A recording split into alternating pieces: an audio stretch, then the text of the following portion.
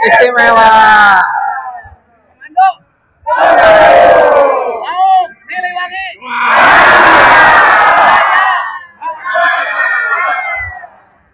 Ya, untuk seluruh disabilitas, semoga ke depan pelayanan pemerintah provinsi dan seluruh kabupaten kota semakin baik, hidup tidak membeda-bedakan.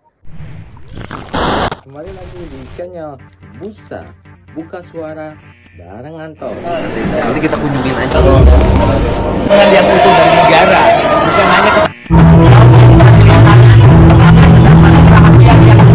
Kami akan perhatikan teman-teman dari disabilitas. Jangan lupa subscribe. Disabilitas ya aman. aman. Terima kasih banyak. Siapkan. Ya, aman. Aman. Terima kasih banyak. Atur nuhun Pak Irwan sudah mengundang teman-teman disabilitas. Jabar Istimewa Inklusif. Ya.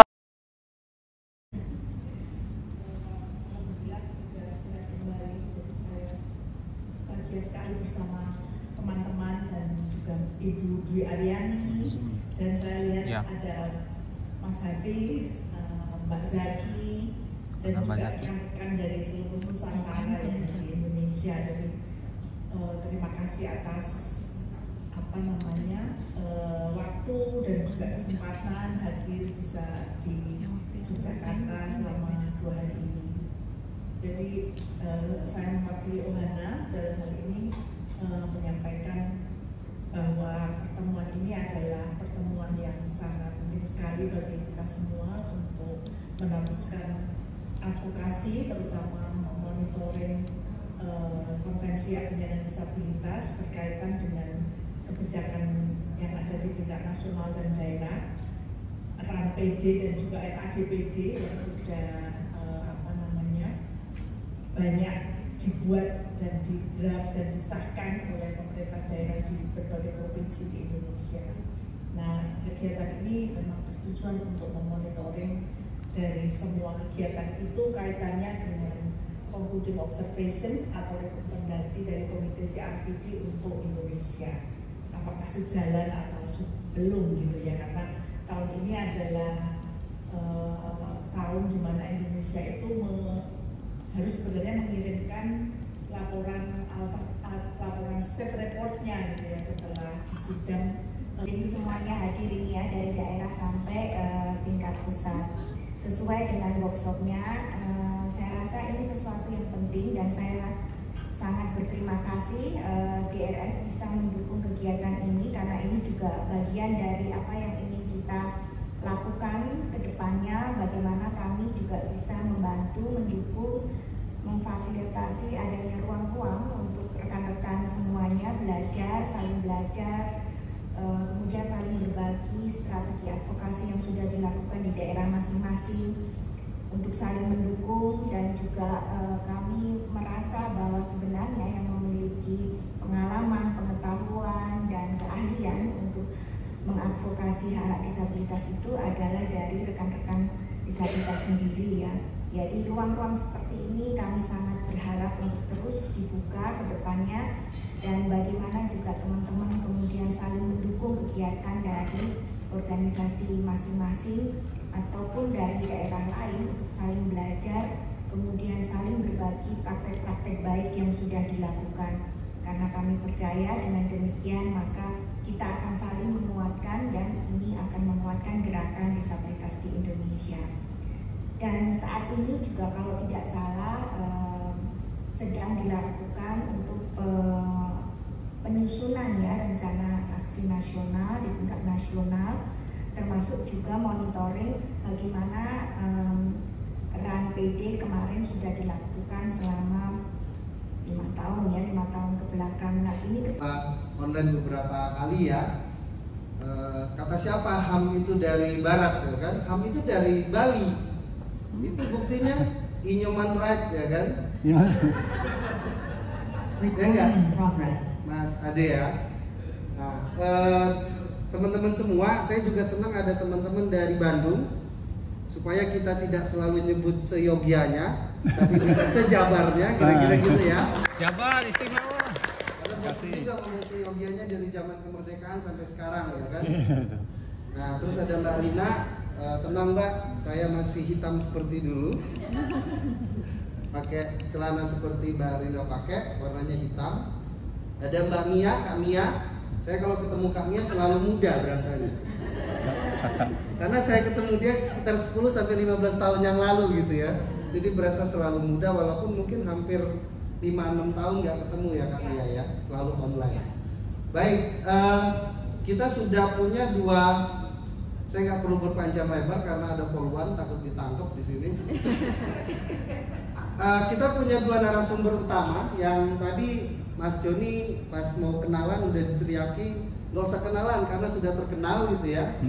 Kemudian Mbak Wasingatun juga kita sudah mengenal dia, beliau berdua di dalam kancah gerakan penyandang disabilitas atau gerakan sosial di Jogja ataupun di nasional bahkan di internasional.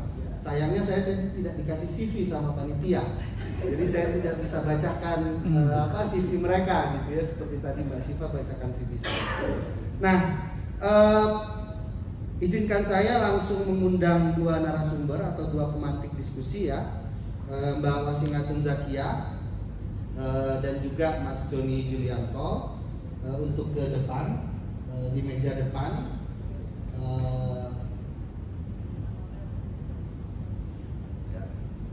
Oke, nah Mbak Wasingatun sambil menuju ke depan akan membagikan pengalaman atau men-share kepada kita soal pengawalan RADPD dan juga tantangannya di Indonesia gitu ya. Jadi sejauh ini mungkin sengaja ketika saya diskusi dengan Mbak Risna, Mbak Nuning dan teman-teman Ohana bahwa pertemuan hari ini menghadirkan teman-teman yang selama ini mengadvokasi isu-isu penyandang disabilitas spesifik dalam konteks penyusunan RADPD di daerah masing-masing gitu ya. Jadi itu yang pertama. Nanti juga tentunya Mbak Wasingatun hanya memantik diskusi gitu ya, teman-teman yang selama ini banyak terlibat punya pengalaman di lapangan yang akan memberikan masukan ataupun sekaligus juga catatan-catatan advokasinya. Sementara Mas Joni Julianto, kalaupun tidak dikasih judul harus ngomong apa, Mas Joni akan bisa berbicara tentang semua isu disabilitas, kira-kira begitu Mas Joni ya. Nah, tapi hari ini kita diminta oleh Ohana untuk kemudian mendiskusikan tentang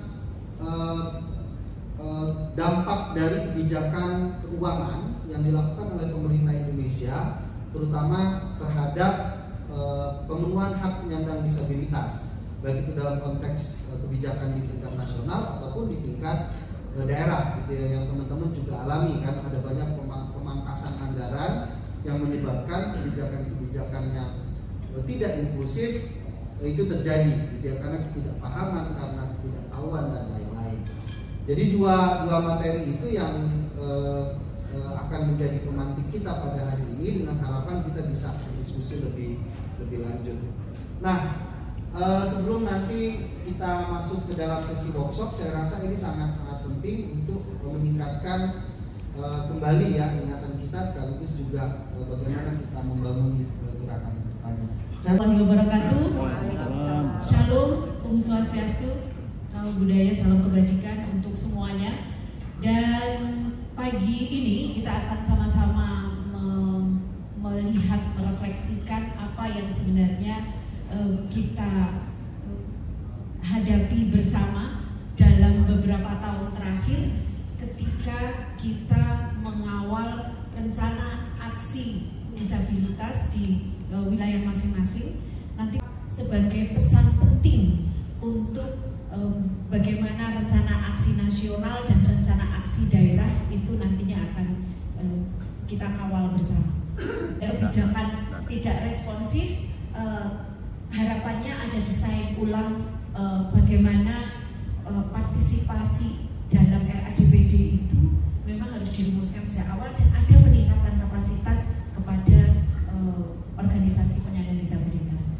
Kemudian ini partisipasi substansial.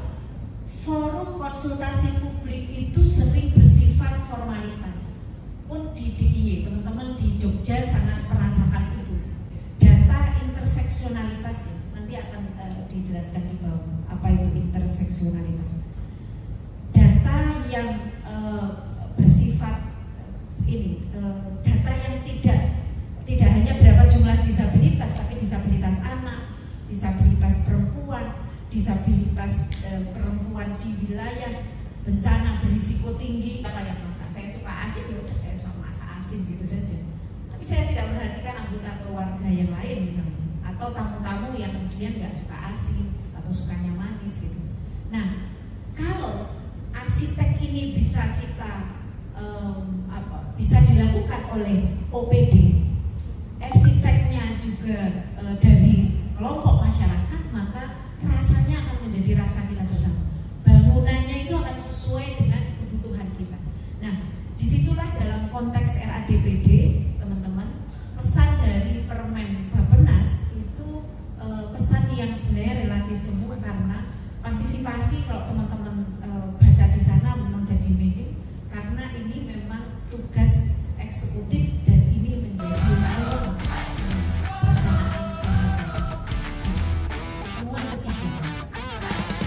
RADPD gitu ya, bagaimana mungkin strategi-strategi kita juga ke depannya menghadapi situasi yang saat ini terjadi, kira-kira ya, anggaran banyak disedot di program yang populer, makan gratis gitu ya, kemudian nanti ada sekolah rakyat, kemudian besok lagi ada koperasi rakyat gitu ya, yang semuanya lah ya, rakyat yang memang kemudian memberikan dampak pada anggaran yang inklusif. Silakan Mas Joni, 20 menit untuk menyampaikan. Terima kasih. Selamat pagi, assalamualaikum warahmatullahi wabarakatuh. Saya merasa beruntung tidak menyiapkan slide. Pertama, karena saya itu diberi topik terkait dengan RADPD, memantau RADPD, dan kurang lebih ada banyak common sense ya dari apa yang disampaikan oleh Pak Zaki, refleksinya dengan RADPD dan apa yang terjadi di RADPD. Gitu. Kemudian yang kedua, saya itu sudah biasa mendengarkan tanpa melihat slide. Yang belum terbiasa itu teman-teman.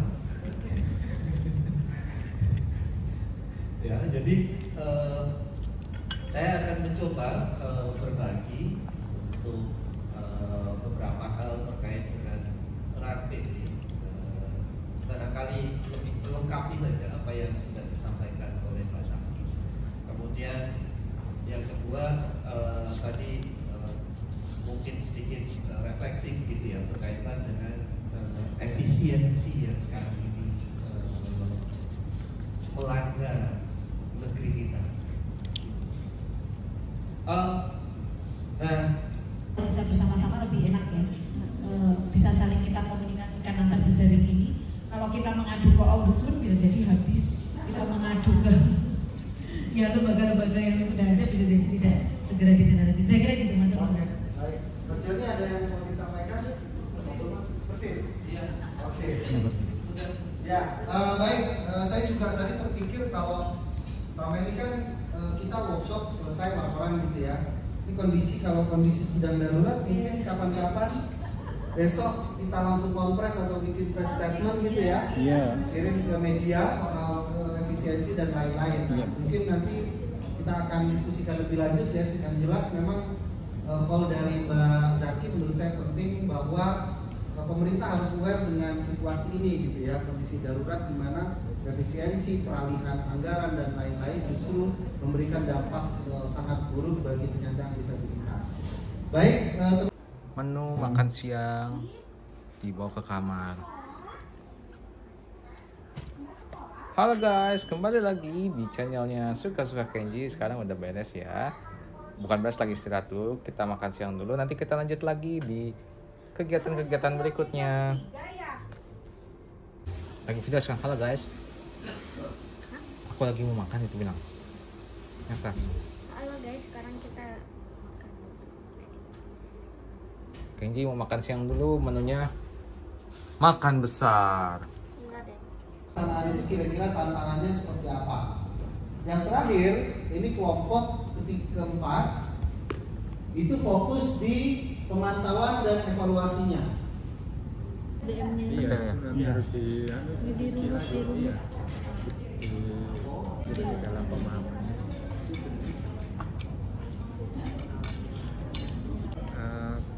Ini apa? Lobby-lobbynya itu kita ada tantangannya nggak? Lobby Lobbying dari siapa ke siapa? kalau bidang yang kemarin ikut itu yang Iya. dia Iya. yang udah ikut dari Oh, cewek dahsyat. Iya. Yang beda dong ngomongnya. Kami dari kelompok 1 kelompok cewek dahsyat gitu dong. Ngomongnya enggak. Kelompok apa kita? Kami akan menimbang kondisi-kondisi ini, menyampaikan karena membacakan tulisannya. Terima kasih. Jadi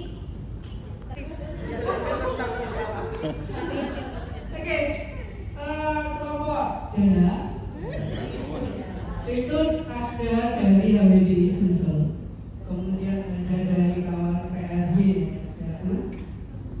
ada dari spinal muskular Atopri atau SMA. Di saya tadi di BCD suruh baca yang lengkap.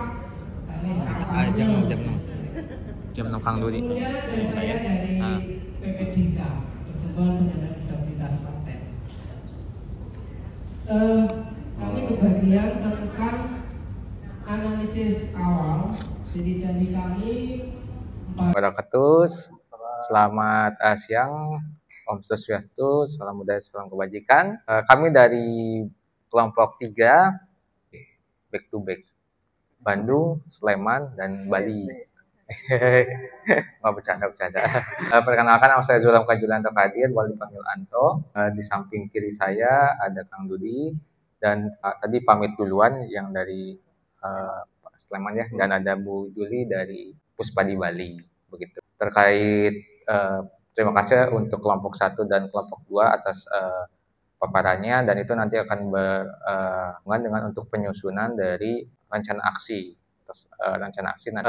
Terkait untuk tantangan dari penyusunan rencana aksi, sebetulnya itu langkah awalnya kita membutuhkan adalah SDM yang berqualified. Kita butuh seperti seperti Pak Joni lainnya, Bu Nuning yang lainnya, penerus dari SDM yang memiliki kapasitas untuk bisa melakukan pergerakan disabilitas ini, karena kita di sini sebelum di Bandung sendiri untuk kondisi SDM yang mau melakukan pergerakan disabilitas ini tidaklah banyak, dalam artian butuh adanya regenerasi atau penerus untuk bisa ikut terlibat dalam berpartisipasi. Nah, jadi kita harus memahami dari kapasitas SDM-nya terlebih dahulu, SDM dari disabilitasnya. Nah, selanjutnya nanti adanya pembentukan tim atau kelompok kerja, nantinya ada untuk pemetaan inventarisir masalahnya apa sih dan kebijakan apa. Jadi ketika SDM itu udah kuat, kita baru menyusun semuanya secara keseluruhan, seperti analisanya, analisis situasinya, konsultasi dan partisipasi publik seperti FGD ataupun lobbying, penyusunan rencana aksi itu diantaranya seperti visi misi, penetapan sasaran dan rencana program. Hal itu semua bisa teratasi karena nantinya SDM itu bisa SDM dari organisasi penyandang disabilitasnya maupun SDM dari OPD dari sektornya pun itu sudah perspektifnya terhadap ke arah kelompok disabilitas atau kelompok rentan. Nah, hal itu semua bisa teratasi, bisa terrealisasikan penyusunan rencana aksi sampai tahap monitoring dan evaluasi. Tentunya dibutuhkan adanya anggaran. Anggaran ini kita perlu adanya ketersediaan sokongan anggaran, dan mulai dari penyusunan, dari sejak pembentukan tim, workshop, FGD, dan lobbying, dan seterusnya. Nah, bagaimana anggaran ini kita bisa untuk diperoleh itu dari keterbukaan dari sisi bisa dari dalam untuk melakukan pergerakannya itu kan terkadang dari sisi kita mau melakukan pergerakan itu kan ada hambatan dari sisi tantangan dari sisi anggarannya. Bagaimana kita mendapatkan dukungan anggaran tersebut, itu yang kita harus jadi salah satu diperhatikan seperti itu. Untuk 3 poin lainnya agar merata dalam penyampaiannya akan dilanjutkan oleh Kang Dodi sama Mbak Juli. Dan kalau ada mau tambahan terkait anggaran, emang ini di Jawa ya.